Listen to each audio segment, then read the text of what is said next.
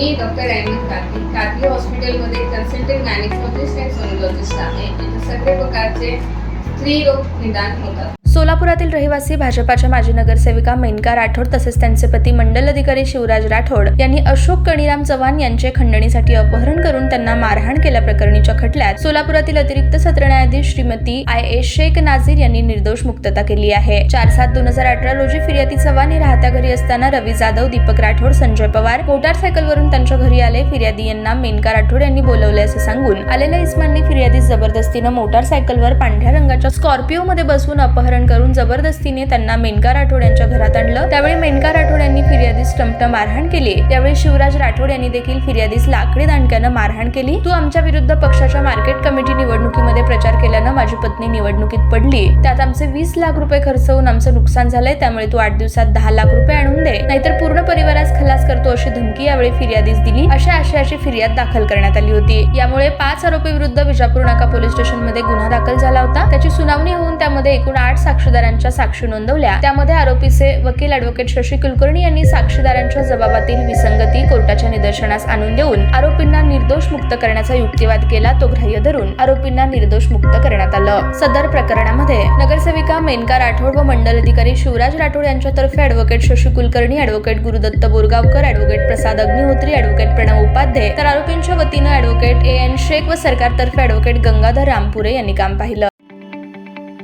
ताज्या बातम्या पाहण्यासाठी प्राईम महाराष्ट्र न्यूज चॅनलला सबस्क्राईब करा.